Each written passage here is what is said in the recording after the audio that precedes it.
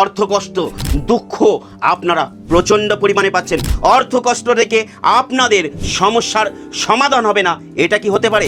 আজকের যে টোটকাটি দেব, এই টোটকাটি কন্টিনিউ 3টে পূর্ণিমা করতে থাকুন, দেখবেন অর্থকষ্ট দূরে যেতে বাধ্য হবে। অর্থকষ্ট দূরে রাখার জন্য আপনারা শ্বেত আকন্দ গাছের গোড়ায় একটি সাদা সুতো নিয়ে গিয়ে সেটাকে 2.5 প্যাচ দেওয়ার পরে গিট মেরে দেবেন। 2.5 প্যাচ দেওয়ার পরে হয়তো গিট মারতে পারবেন না, সেটাকে ওই সুতোর মধ্যে গুজে ওইটার সাথে বেঁধে রাখবেন। আর তারপরে ওখানে একটু গঙ্গা জল দেবেন। দেওয়ার পরে একটি ধূপকাঠি জ্বালিয়ে নিজের মনোকামনা জানিয়ে পেছনে না তাকিয়ে বাড়ি এসে হাত পা ধুয়ে ঘরে ঢুকে যান।